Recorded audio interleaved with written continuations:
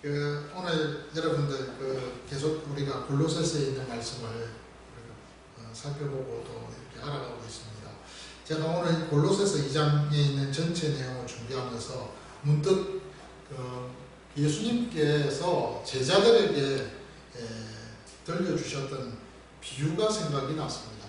근데 저처럼 바울도 이런 생각을 가지면서 오늘의 2장 1절에서 7절의 말씀을 기록했지 않았을까 하는 그런 추측을 해보게 되어졌습니다. 예수님의 비유 중에서 여러분 천국 비유가 있습니다. 여러 가지 많은 비유가 있잖아요. 근데 그 비유들 가운데 대표적인 비유가 천국 비유입니다. 이 천국 비유는요, 마태복음 13장에 잘 나타나고 있습니다. 그 중에서 44절에 보시면 이런 말씀이 있습니다. 천국은 마치 밭에 감추인 보화와 같으니 사람이 이를 발견한 후 숨겨두고 기뻐하며 돌아가서 자기의 소유를 다 팔아 그 밭은 사느니라고 하는 말씀입니다. 하나님의 나라의 가치가 얼마나 크며 또 그 의미가 얼마나 참 좋은 이 의미가 무엇인가에 대해서 이렇게 가르쳐주는 내용의 말씀이 바로 이 마태복음 13장 44절에 있는 감추인 보화의 비유입니다. 천국 비유입니다. 근데 아마 바울도 이 비유를 예수님의 그 제자들을 통해서 좀 들었지 않았을까 생각합니다. 우리가 잘 아는 대로 여러분 갈라디아서 1장을 보시면요, 거기에 3년 동안 광야에 가기 전에 바울이 베드로를 만났습니다. 그리고 또 중간중간에 보면 바울이 사도들과 함께 시간을 이렇게 보내는 그런 기회들이 좀 있었던 것을 여러분 아마 서신서들과 함께 사도행전을 읽어보시면 아마 발견하실 수가 있을 것입니다. 그럴 때마다 아마 이 사도들은요, 바울과 대화를 나누면서 그 옛날 예수님과 함께 지냈던 그 시절에 예수님이 가르쳐 주셨던 그 말씀들을 바울과 이렇게 또 성도들과 함께 그 내용들을 나누지 않았을까 싶어요. 그 중에 이제 한 내용이 바로 오늘 이 천국 비유의 13장 44절에 있는 이 내용인 것 같아요. 어쨌든 제가 이 골로새서 2장의 1절부터 7절의 말씀을 이렇게 좀 살펴보면서 갑자기 마태복음 13장 44절이 생각이 나더라고요. 감추인 보화의 비유. 그러니까 어떤 사람이 밭에 감추인 보화를 보고는 그 보화가 있다는 것을 알고 나서는 자기 소유를 기쁨으로 다 팔고 그리고 그 밭을 사서 그리고는 그 밭에 있는 감추어진 땅 속에 있는 보화를 자기 것으로 삼는 그런 지혜를 오늘 이 비유를 통해서 우리가 생각하게 됩니다. 사실 오늘 이 본문에 나오는 1절부터 7절까지의 이 내용의 말씀들은요, 바울이 지금 골로새 교회 성도들에게 정말로 간곡히 부탁하는 내용 중에 하나가 뭐냐면 흔들림 없는 신앙의 성숙함을 보여달라고 그렇게 지금 권면하고 있는 내용입니다. 오늘 1절부터 7절까지 그 전체의 내용 중에서 우리가 세 부분으로 좀 나누어서 좀 생각해 보시면 1절부터 3절까지의 내용은요, 바울이 지금 생명교지입니다. 그래서 오늘 2장 1절에 보십시오. 뭐라고 이야기합니까? 내 육신의 얼굴을 보지 못한 자들을 위하여라고 했습니다. 전혀 바울은 제가 언제 앞서 말씀드렸잖아요. 골로새 교회의 성도들의 얼굴을 보지 못했다. 전혀 알지 못하는 얼굴들입니다. 그럴 수밖에 없는 것이 바울이 골로새 교회를 세우지 않았잖아요. 에바브로가 그 교회를 세웠으니까 아마 분명히 몰랐을 겁니다. 그러니까 모른다는 거예요. 그렇지만 그 얼굴 모르는 그들을 위해서 지금 얼마나 힘쓰는지에 대해서 바울이 설명을 합니다. 사실 오늘 여기 골로새 교회뿐만 아니라 2장 1절에 보면 라오디게아라는 그 지명도 나옵니다. 라오디게아라는 지명은요, 골로새 도시에서 조금 시간적으로 따지면 한 3시간 정도의 거리, 4시간 정도의 거리에 있는 그런 도시 이름입니다. 거기에도 또한 교회가 하나 있었다는, 가정교회가 있었다는 것이죠. 그래서 기회가 되면 그 라오디게아에 머물고 있었던 성도들이 이 골로새 지역에 와서 이곳에서 빌레몬 집에서 함께 예배를 드리는 그런 횟수들이 잦았다는 것을 우리가 교회사의 그 여러 가지 자료들을 통해서 확인해 볼 수가 있습니다. 어쨌든 지금 바울은요, 골로새 교회에 있는 그 가정교회, 그 지역에 있는 성도들과 그 다음에 라오디게아에 있는 성도들에게 하는 말입니다. 내가 얼마나 너희들을 위해서 힘쓰고 있는지 너희들이 좀 알아두면 좋겠다고 이제 1절에서 설명합니다. 여기 힘쓰다라는 이 단어는 헬라어로 아곤입니다. 이것은 한마디로 이야기하면 싸운다라는 뜻이에요. 싸운다. 그러니까 바울이 골로새 교회와 라오디게아 교회를 위해서 정말로 이 악한 어둠의 세력들과 싸우는 그 일에 힘을 쓰고 있다 하는 그런 말입니다. 사실 바울이 싸운다라고 했을 때 이 고백은요, 어떤 면에서는 우리가 뭐 칼을 들고 방패를 들고 창을 들고 나가서 원수들과 싸우는 것이냐, 그건 아닌 것이에요. 그건 아니고 이 바울이 지금 이야기하고자 하는 그 내용은 기도하고 있다는 것입니다.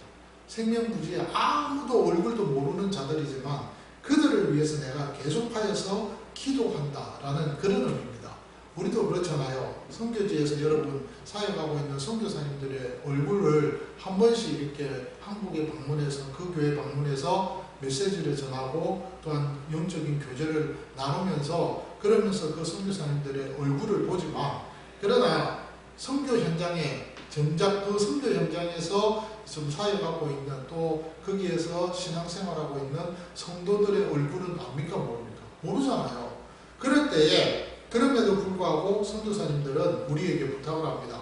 그들을 위해서 기도해달라고, 그들을 위해서 힘써달라고, 기도에 힘써달라고 그렇게 부탁을 하잖아요. 똑같은 상황입니다. 지금 바울은요, 아무것도 없는 데서, 아무것도 모르는 상황 속에서 그냥 무작정 라오디게아와 골로새 교회를 성도들을 위해서 지금 열심히 싸우고 있는데 기도하고 있다는 그런 말입니다. 그런데요, 어떤 기도를 지금 하고 있느냐면, 왜 이 기도를 하고 있느냐면 그들에게 있어서 마음에 위안을 주고 싶고, 그리고 또한 사랑 안에서 연합하기를 원하고 있고, 세 번째는 그리스도를 깨달아 알아가는 그 일에 힘쓰게 하기 위해서 열심히 기도하고 있다고 그렇게 오늘 본문의 2절에서 설명하고 있습니다.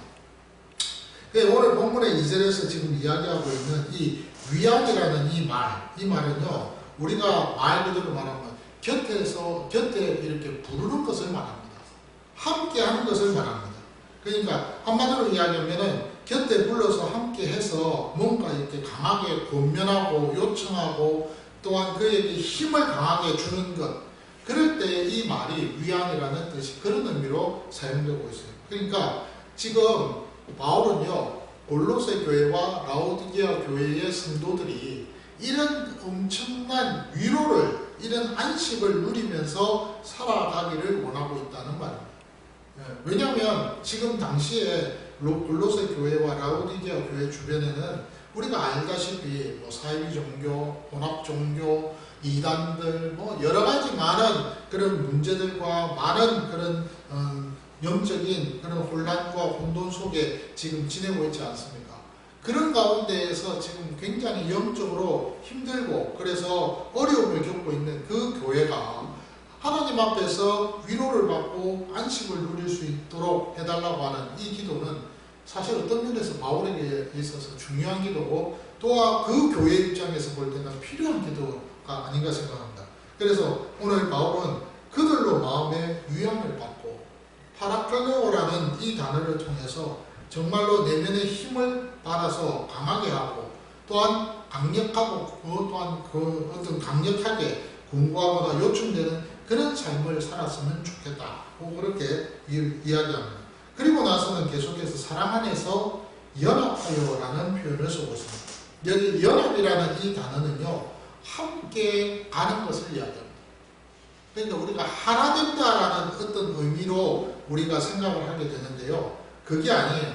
이 연합이라는 이 단어 자체는요, 어떤 하나 된다라는 그런 의미보다는 이것은 한마디로 이야기하면 연결되어져서 이것이 끊어지지 아니하고 연결되어져서 뭉쳐져 있다는 그런 뜻이에요.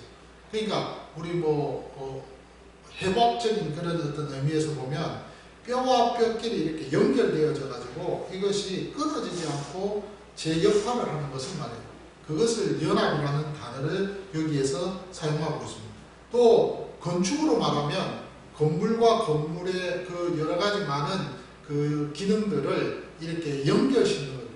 벽돌을 쌓아 나갈 때 하나하나 차곡차곡 쌓아 올라가잖아요. 그 쌓아 올라가는 그 과정 속에서 이것이 잘 이렇게 부착이 되어지고 접착이 되어져서 연결되어서 제 모양을 나타내듯이 그렇게 하나의 빈틈없이 짜 맞추어져서 하나의 건물로서 완성되는 그런 모습들.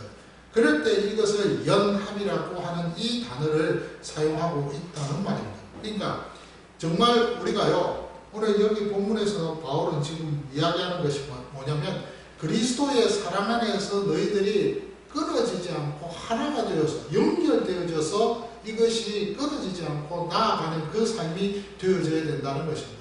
그러니까 여기서 바울은 무엇을 이야기하려고 하느냐면 너희는 혼자가 아니다 이 말입니다. 너희들은 혼자가 아니다. 너희들은 지금 혼자가 아니라 너희들 스스로가 혼자라고 생각하는 그 순간에도 너희들은 지금 옆에 성도들, 지인들이, 믿음의 가족들이 있다는 그 사실을 염두에 두라 이 말입니다. 혼자서 바둥바둥거리면서 신앙생활을 하는 거 아니라는 것이죠. 그래서 연합이라는 이 단어를 지금 사용하고 있습니다. 그러고 나서 그 다음에 2절의 끝부분에 보시면 무슨 이야기를 하느냐면 확실한 이해의 모든 풍성함과 하나님의 비밀인 그리스도를 깨닫게 하려 함이니라고 했습니다. 자, 여러분 여기에 비밀이라는 단어를 쓰고 있습니다. 지난주에 제가 말씀대로 우리가 이 비밀은 예수 그리스도라고 이야기했잖아요. 그러니까 그 비밀 대신 그리스도를 깨닫기를 원한다. 다른 말로 이야기하면 그리스도를 알아가는 그 일에 더욱더 힘쓰기를 원한다 라고 그렇게 바울이 설명하고 있다는 말입니다. 자, 여러분 우리가요 그리스도를 알아간다는 것은 참 중요합니다. 저와 여러분들이 예수 그리스도를 믿는 것과 예수 그리스도를 알아가는 것은 사실은 좀 차이가 있습니다. 예수 그리스도를 믿는다 라고 했을 때 그 믿는 것은요 저와 여러분들이 진짜 예수 그리스도, 예수가 그리스도가 되신다는 사실을 믿는 거예요. 그 그리스도로서 그 예수가 십자가에 죽으셨다는 사실을 믿는 거예요. 그리고 그 십자가에 죽으신 그 예수 그리스도로 말미암아서 우리가 하나님 앞에서 하나님의 자녀, 의로운 자가 되었다 하는 사실을 믿는 겁니다. 그러니까 여러분 믿는 것은 그 믿는 거예요. 그런데 그 그리스도, 예수 그리스도를 알아가는 것은 어떤 것입니까? 내 삶의 현장에서 그 그리스도 예수로 인하여서 많은 일들이 경험되어졌을 때, 부딪혀졌을 때 그 일을 통하여서 그 예수 그리스도를 알아간다는 거. 아, 이분은 이런 분이었구나. 아, 이분은 이런 상황에서 이렇게 나를 도와주셨구나. 알아가는 것이에요. 그렇게 예수 그리스도를 알아가는 그것이 우리에게 필요하다는 것입니다. 오늘 본문에 나오는 바울이 골로새 2장 2절에서 하는 말입니다. 모든 풍성함과 하나님의 비밀인 그리스도를 깨닫게 하려 함이니 여기 깨닫는다는 이 표현이 뭐냐? 알아간다는 표현입니다. 그래서 우리가 누구를 알아가듯이 알아가는 겁니다. 자, 여러분 부부가 제일 처음에 사랑해서 결혼을 합니다. 연애를 합니다. 저도 연애를 해서 결혼을 했습니다. 아마 여기서 연애해서 결혼하신 분도 있고 중매해서 결혼하신 분도 있고 그 옛날 오랫동안 어린 적부터 또 이렇게 알면서 이렇게 보았던 그 분들도 있을 것입니다. 근데요 여러분 결혼 전에 함께 살기 전의 모습과 결혼하고 난 이후 함께 살면서 보는 발견하는 모습과 차이도 있을까 없을까요? 있겠죠. 없을 수는 없어요.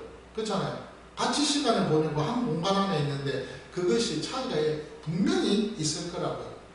그때 여러분 알아간다는 표현을 곧 사용해요. 깨달아간다는 것이 그런 표현입니다. 그러니까 바울은 지금 이야기합니다. 골로새 교회 성도들에게 무슨 이야기를 합니까? 그리스도를 알아가는 것에 너희들이 힘을 써야 된다. 근데 재밌는 것은 그 그리스도를 알아가는 것을 혼자서 알아가는 것이 아니라는 거예요. 그래서 연합이라는 단어를 사용하고 있다는 겁니다.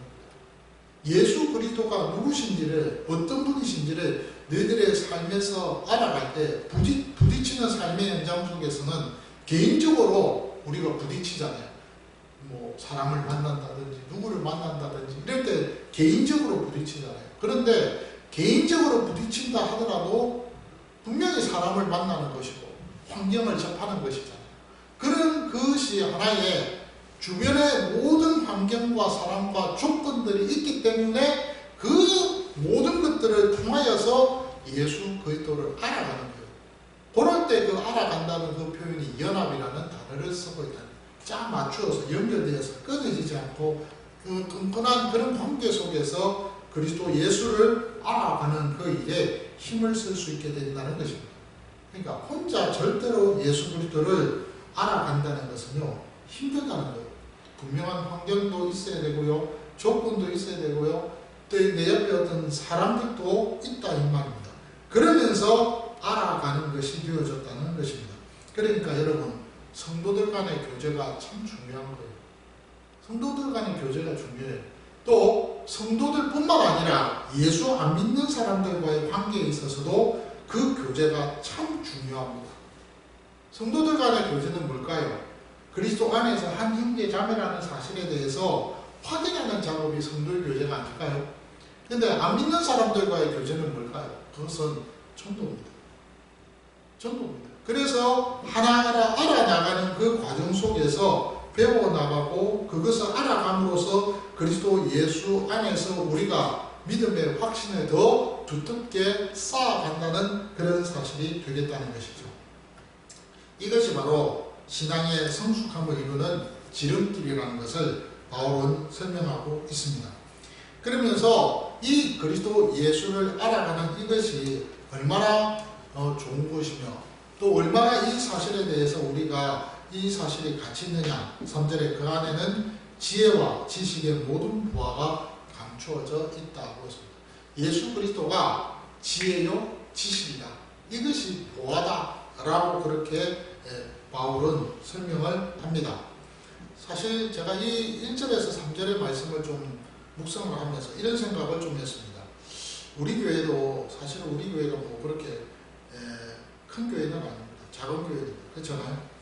우리 교회는 작은 교회고 또 어떤 면에서는 쉽게 말을 하면 미자립 교회입니다. 개척을 한 지 이제 18년이 됐습니다. 우리 교회가 오늘 3월 2일 날 우리 교회가 시작이 됐거든요. 3월 2일 날 제 아내하고 저하고 우리 가족들 7명이 시작을 했습니다. 우리 자녀, 저와 제 아내, 그다음 우리 자녀 4명, 그리고 거기에 이제 우리 어머님까지 이제 돌아가시는 분이 꽤 됐는데 어머님까지 해서 7명이 저희 교회를 시작했습니다. 884의 5번지라는 길 건너편에 있는 홀 건물에서 전세 1억에 시작을 했습니다. 그래서 지금까지 이렇게 많은 우여곡절과 또 많은 성도들의 거쳐감을 통해서 이제 여기까지 오게 되어졌습니다. 수많은 일들이 있었지만 그러한 가운데에서도 저는 참 감사한 것이 뭐냐면 작은 교회이지만 지금까지 하나님께서 저희 교회와 저희 가정을 은혜 가운데 지켜주셨다는 것이 정말 감사한 일입니다. 어쨌든 근데 이렇게 우리 교회가 작은 교회지만 성도들 간의 교제에 있어서 제가 곰곰이 생각을 해보니까 또 안정적인 부분들이 있더라고요. 저도 이제 2월 지난달부로 이제 제 투잡 일을 그만뒀습니다. 정수기를 그만두고 모든 것을 다 정리했습니다. 이제 좀 목회에 올인을 해야 되겠다 싶어서 다 그만뒀는데 그 전까지만 해도 교회 일도 하고 또 정수기 일도 하고 여러 가지 일을 했습니다. 또 아내는 아내대로 직장 일을 하고 있습니다. 그리고 또 아시다시피 우리 성도주 중에 또 이렇게 직장 생활하면서 주일 성수하는 부분이 힘든 분들도 계십니다. 더더군다나 평일에 이분들과 만난다는 것 자체가 그렇게 쉽지만은 않은 것 같습니다. 그래서 시간을 낸다는 것 자체도 그렇게 어려운 부분이 참 많은 것 같아요. 그런 걸 보면서 많은 생각들을 하게 되는데, 그런 가운데에서 성도들 간의 교제를 나눈다. 성도들 간에 참 끊을 수 없는 그런 아주 강력한 접촉제에 연결된 그 관계 속에서 그렇게 믿음 안에서 교제를 나누면서 그리스도를 알아간다는 것 자체가 오늘 말씀에 근거한다면 그리 쉬운 것은 아닌 것 같아요. 네, 정말 아닌 것 같아요. 특히 요즘처럼 세상이 바쁘게 돌아가고 다 개인주의화 되어가는 그런 상황 속에서는 더더욱 힘들지 않는가 하는 그런 생각을 해보게 됩니다. 그럼에도 불구하고 여러분, 요즘은 또 진짜 그렇더라고요. 신방 가는 것도 다들 부담을 느끼시더라고요. 저희 교회만 그런가 했더니 그게 아니고 진짜 우리 주변에 있는 목사님들이 그런 말씀을 하시더라고요. 옛날에는 신방에 대해서 대신방도 있고 있는데 지금은 그런 게 이제 없어지기 시작한다. 그러니까 참 시대가 많이 바뀌었구나 하는 것을 느끼게 됩니다. 그런데 그런 가운데에서도 여러분, 성경에서 말하고 있는 것 중에 하나가 뭐냐면 성도의 교제입니다. 그 성도의 교제를 통해서 혼자가 아니라는 거예요. 믿음 생활을 하는데 혼자가 아니니 너희들이 외롭게 혼자 고군분투하면서 신앙생활 하지 말라는 거예요. 그것은 어떤 면에서는 그 옛날에 바울 시대 때나 지금 21세기를 살아가는 저희 모두나 동일한 이 말씀에 적용이 되어지지 않을까 생각합니다. 그런 차원에서 제가 곰곰이 생각을 해보니까 우리 교회에 맞는 그런 성도의 교제 방법을 찾는 것이 참 중요한 것 같아요. 그래서 한 번씩 제가 여러분들에게 단톡방에다가 감사일기 같은 것을 올리잖아요. 또 어떤 경우에는 또 이렇게 직장 근처에 찾아가서 커피 한 잔을 한다든지 아니면은 또 이렇게 전화를 걸어서 또 성도들 간에 또 교제를 나누면서 대화 나누는 그런 시간을 또 어떤 때는 또 한 30분 이상씩 갖는 경우들도 있습니다. 이 모든 것들이 어떤 면에서 여러분 이 시대에 맞는 또 우리 교회 형편에 맞는 그런 성도의 교제가 아닌가 싶습니다. 중요한 것은 그런 방법과 그런 과정을 통해서 우리는 뭘 알아야 된다는 거죠. 성도의 교제 안에서 우리가 그리스도를 이 과정이 그리스도를 알아가는 과정의 한 과정이라는 것, 한 방법이라는 것을 저와 여러분들이 알고 계셔야 된다는 사실입니다. 바울이 그런 부분에 있어서 오늘 본문에서 너희들은 정말 그리스도를 깨달아가는 것이 참 중요하다. 내가 그것을 위해서 기도하는데 이것은 사랑 안에서 연합 속에 이것이 가능하게 된 것이고 너희들이 이걸 통해서 위로를 받았으면 정말 좋겠다고 그렇게 이제 설명하는 거예요. 근데 오늘 이런 말씀을 1절에서 3절까지 하고 나서 계속해서 바울은 이런 이야기합니다. 4절에서 6절까지 말씀해서 또 한 번 이야기를 합니다. 무슨 이야기를 하느냐면 이런 이야기를 해요. 너희들이 질서 있게 신앙생활하라. 그리고 5절에 보니까 믿음이 굳건한 믿음을 갖는 그 일에 있어서 확인을 해야 된다는 그 사실에 대해서 오늘 4절과 5절에서 흔들림 없는 신앙생활에 있어서 이것이 필요하다는 것을 지금 가르쳐 주고 있음을 봅니다.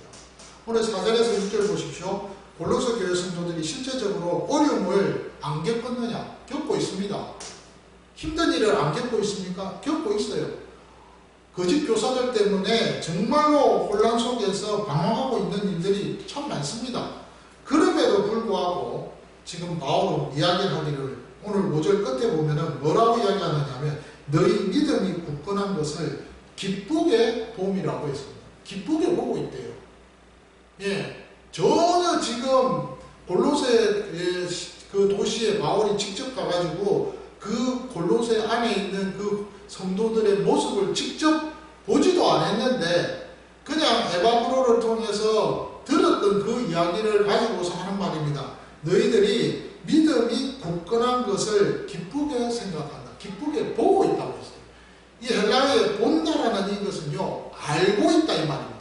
인지하고 있다는 것입니다. 영어로 말하면 C라는 것이 우리 그 영어에서 I see, 알았다 이런 말을 쓰잖아요. 그때 C라는 말이에요. 그러니까 인지하고 있는 거예요. 그것에 대해서 딱 알고는 보고 그것을 이제 깨닫고 있다 이 말입니다. 그래서 바울이 지금 4절에서 5절에서 지금 하는 말이 너희들이 이렇게 모든 사실에 있어서 정말 잘하고 있는 것을 내가 알고 있다. 깨닫고 있다. 그것을 느끼고 있다. 나는 이미 그것에 대해서 다 생각하고 있다. 라고 그렇게 말을 하는데, 근데 사실은 그렇지가 않거든요. 이 말은 뭐냐면 그만큼 바울이 골로새 교회 성도들을, 또 라오디게아에 있는 성도들이 이런 삶을 살아가는 길을 내가 기대하고 있다, 이 말입니다. 그런데 오늘 4절에서 어떤 이야기를 합니까? 내가 이것을 말하면 아무도 교묘한 말로 너희를 속이지 못하게 하려 하매니, 거짓 교사들이 와서 혼란을 겪게끔 그렇게 못하게 하겠다는 거예요. 그러면서 5절에 이는 내가 육신으로 떠나 있으나 또 이야기합니다. 모른다는 거예요. 심령으로는 너희와 함께 있어서 너희가 질서 있게 함과 라고, 질서 있게 행함과. 여기 오늘 본문에 나오는 질서 있게 행하다라는 이 말은요, 이런 것입니다. 어떤 고대 군대에 보면 여러분 병사들이 각자의 어떤 위치에서 흐트러짐 없이 대열을 맞추어서 서 있으면서 전투에 임하는 그 상태입니다. 쉽게 여러분들 이해하기 쉽게 좀 설명을 하면, 로마 군병들이요, 대열을 행과에 열을 이렇게 지어서 방패를 들고 가서 그 다음에 적군이 앞에 와서 활을 쏘을 때 그 방패를 자기 머리에 다 올립니다. 그리고 가에 있는 사람들은 창이 들어오지 못하게끔 그 방패를 옆으로 또 앞으로 이렇게 막습니다. 그래서 그 사면 전체가 다 방패로 이렇게 딱 채워져 있으면서 오와 열을 맞추어서 나아가는 그 모습, 그것을 이야기할 때 질서 있게 행하다, 이 말입니다. 그 뜻을 이야기하고 있습니다. 그러면서 또 무슨 이야기를 하느냐면, 어떤 건축물이나 사물에 있어서도 그 어떤 적절한 위치에 딱 있어야 될 곳에 있는 것, 그것이 바로 질서 있게 행하다, 이런 뜻이에요. 이 단어가 그런 의미입니다. 그래서 바울은 지금 무슨 이야기를 하느냐, 너희들이 있어야 할 곳에 있어야 된다는 거예요. 있어야 할 곳에, 너희들이 있어야 할 곳에 있는 그것이 질서 있게 행하는 것이다, 이런 말을 하는 것입니다. 근데 제가 이 말씀을 묵상을 하면서 그런 생각을 했어요. 우리 교회가 여러분 작지만은 질서 있는 교회라는 것을 저는 생각합니다.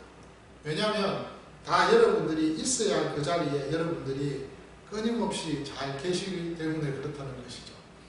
근데 교회만 그렇습니까? 아니에요. 여러분들의 가정에서도 여러분들이 있어야 할 그 자리에 있는 것, 그것이 질서 있는 가정입니다. 맞잖아요. 직장에서도 여러분들이 질서 있게 행하는 것은 뭡니까? 있어야 할 그 자리에 여러분들이 있는 그 자리, 그것이 바로 질서 있게 행하는 자리입니다. 그리고 그 있어야 할 그 자리에서 내가 해야 할 그 일을 할 때 그것이 질서 있게 행하는 그런 모습이 되는 거 아닐까요? 오늘 바울은 그 부분에 대해서 설명을 합니다. 골로새 교회와 라오디게아 성도들에게 하는 말입니다.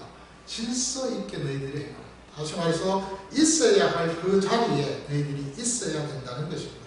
그런데요, 그 말과 함께 여기 오늘 본문에 그리스도를 믿는 너희 믿음이 굳건하다라고 했습니다. 여기 굳건하다라는 이 말은요, 한마디로 이야기하면 무너지지 않는 방어벽입니다. 아예 막 그 방어벽의 기초가 탄탄해가지고 아예 무너지지 않는 거예요. 이것은 어떤 내면의 강인함을 뜻하는 그런 말이죠. 그러니까 다른 말로 이야기하면 이 굳건함이라는 것은 끝까지 그 자리를 지키는 거예요. 끝까지 거기에서 버티는 거예요. 그것을 굳건함, 흔들리지 않는다라는 그런 표현을 쓰고 있다는 것이죠. 근데 이런 표현을 좀 유사하게 했던 곳이 7절에 나오는 뿌리를 박으며라는 이 표현입니다. 나무가 뿌리를 내려서 땅에 내려서 흔들리지 않고, 비바람이 쳤을 때 흔들리지 않고 쓰러지지 않는 것은 그 뿌리가 땅속에 깊이 박혔을 때 가능한 거 아닐까요? 그렇잖아요. 그런 것처럼 여기 굳건함이라는 그 자체가 바로 그런 의미를 갖고 있다는 것이죠. 그래서 바울은 지금 이야기를 합니다. 내가 너희들을 기쁘게 본다. 내가 알고 있다는 거예요. 에바고로를 통해서 들었을 때, 야, 골로새 교회가 힘들고 어렵고 하지만은 그래도 너희들이 정말로 하나님 앞에서 뭔가를 해보려고 이렇게 몸부림치는 이 모습을 보니 너희들이 끝까지 질서 있게 행해라. 지켜야 할 그 자리에, 있어야 할 그 자리에 지키고 끝까지 있어라. 그리고 그 가지고 있는 그 믿음을 굳건하게 흔들리지 말고 갖고 있어라. 지금 그 권면을 합니다. 이것이 바로 흔들림이 없는 그 믿음, 그 신앙의 성숙함이라는 것이죠. 그렇게 돼야 진짜 성숙한 믿음입니다. 그리고 나서 6절과 7절에서 이야기를 하기를 무슨 이야기를 합니까? 계속해서 바울이 이런 이야기를 합니다. 흔들림 없는 신앙에 있어서 그 성숙함을 보일 때는요, 오늘 6절에 보니까 그리스도 예수를 주로 받았으니 라고 했습니다. 여기 오늘 주로 받았다라는 이 말 자체가요, 무슨 말입니까? 그 예수 그리스도를 내 삶의 기준으로 삼았다 이 말입니다. 그래서 오늘 본문에 그 그리스도를 받았으니 그 안에서 행하되, 그리스도 예수 안에서 행하라는 거예요. 이거는 하나의 어떤 특별한 어떤 상황이 되어 있기 때문에 거기에서 내가 행동으로 옮긴다 그런 의미가 아니고요. 평상시에 습관적으로 내가 내 삶의 방침에 있어서 어떤 방식에 있어서 기준이 내가 생각하고 내가 어떤 결정하는 그런 기준 속에서 살아가는 삶의 기준이 아니라 그리스도 예수가 내 삶의 기준이 되어져야 된다는 그런 말입니다. 그런 의미로 오늘 본문에서 바울은 그 안에서 행하라고 했어요. 사실 여러분, 이거 좀 쉽게 이야기를 하면 이거예요, 여러분. 우리가요, 예수 믿기 전에는 우리가 살아가는 삶의 기준들이 나름대로 다 있잖아요. 없습니까? 있죠. 예. 내가 어려운 사람을 볼 때는 뭐예요?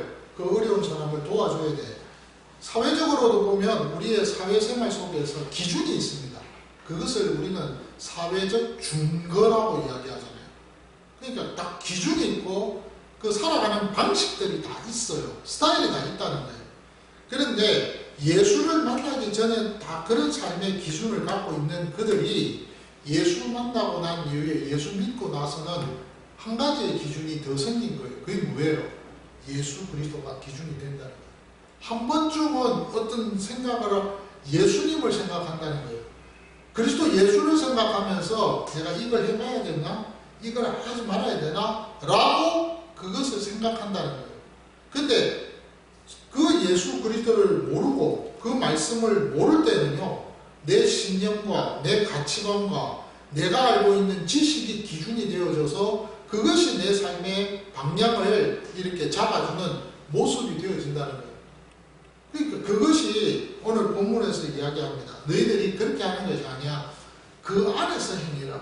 다시 말해서 그리스도 예수가 너희들의 삶의 기준이 되고 방향이 되고 그 삶의 모든 것이 되어져야 된다. 한 번쯤은 예수 그리스도를 생각해라 라고 그렇게 지금 바울은 설명합니다. 그러면서 여기 본문에 보니까 뿌리를 밟으며 세움을 받아. 여기 세움을 받는다라고 했는데 이 세움을 받는다는 것은 어떤 이렇게 세우는 거 그런 것도 있지만요, 이 세움을 받는다는 것은 그 자신에 대해서 내가 맞다라고 인정하는 거예요. 그리고 오늘 본문에 교훈을 받은 대로 믿음에 굳게 서서 감사함을 넘치게 하라 고 그렇게 이야기합니다.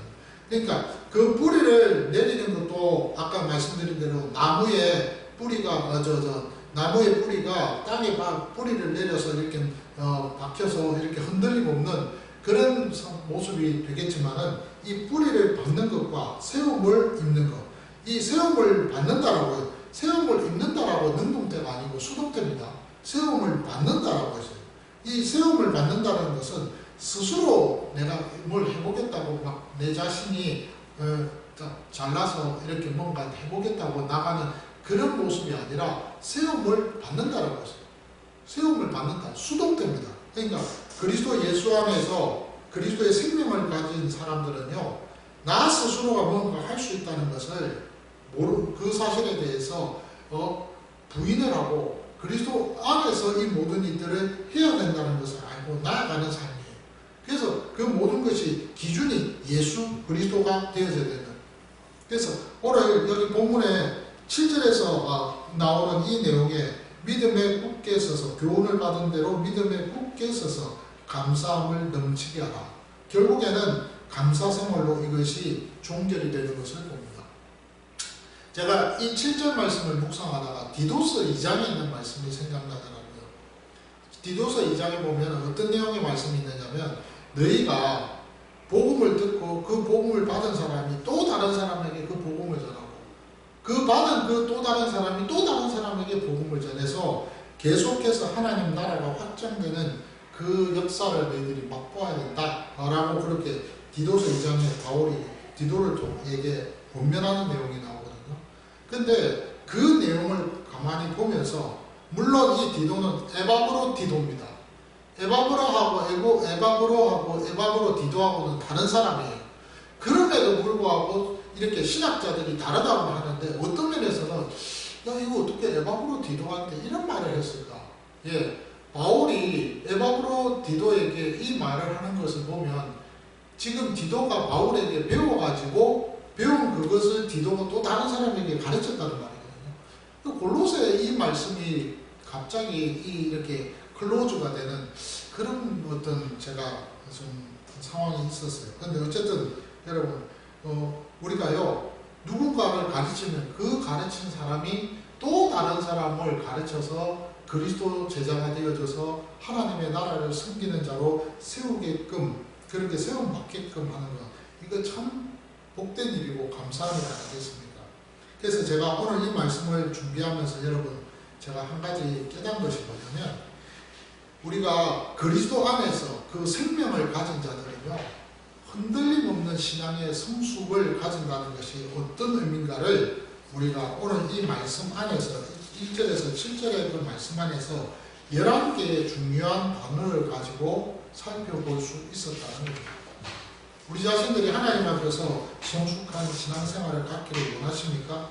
그렇다면 오늘 제가 여러분들에게 말씀을 전하면서 중간중간에 이 11가지의 단어들을 제가 설명해 드렸잖아요. 그 말씀들을 곰곰이 묵상을 해보시기 바랍니다. 정말 묵상을 해보세요. 이 말씀을 곰곰이 묵상해 보면 딱 한 가지 결론이 내려집니다. 그것은 뭐냐면 그리스도를 알아가면 알아갈수록 여러분 우리의 삶의 기준은요 더 분명해집니다. 내가 어떻게 살아가야 될지에 대한 분명한 확실한 가치관을 갖게 됩니다. 그리스도를 알아가면 알아갈수록 내가 믿는 신앙이 무엇인지를 더 확고하게 붙들게 됩니다. 그리스도를 알아가면 알수록 정말로 하나님께서 내게 주신 사명이 무엇인지를 자꾸 깨닫게 됩니다. 그리스도를 알아가면 알아갈수록 나 자신이 하나님 앞에서 어떤 존재인가 하는 것을 알게 되어집니다. 그렇기 때문에 그리스도 앞에서 우리는요 언제나 우리가 교만해질 수가 없다는 사실입니다. 예수 그리스도에게 더 밀착되어져서 흔들림 없이 이 세상에서 살아가는 그 방법은요 다른 것이 아닙니다. 그리스도를 알아가는 것이 최우선입니다. 그리스도를 알아가야 돼요. 그거밖에는 길이 없다는 거예요. 그래서 여러분 예수도 알기 원하네 크고도 넓은 은혜와 대속해 주신 은혜를 하면서 여러분 고백하고 있지 않습니까? 근데 실제적으로 우리가요 그리스도를 알아가는 것은요 내 삶에서 혼자서가 아닙니다. 내 주변의 많은 환경과 사람들과 함께 그리스도를 알아갑니다. 그리고 알아가는 가운데에서 나 자신이 가지고 있는 이 믿음을 더욱 주님 앞에서 두텁게 가지게 되어진다는 사실입니다. 오늘 이번 한 주간도 그리스도 예수를 알아가는 일에 우리 모두가 정말 하나님 앞에서 받는 복들이 많았으면 좋겠습니다. 그리스도를 아는 것이 참 중요합니다. 저는 이번 한 주간에 그리스도를 아는 것이 어떤 것인지를 좀 알게 되어졌어요. 이런 부분이 그리스도를 아는 거구나. 내 삶의 현장에서 순간순간마다 중간중간에 하나님이 개입을 하셔서 역사하시는 걸 보면서 이것이 그리스도를 알아가는 것이구나 하는 것을 깨닫게 됐습니다. 여러분들도 그런 어떤 깨달음과 알아감과 그런 기쁨을 그런 어떤 감사를 누리는 그런 우리 모든 충만한 가족들이 되기를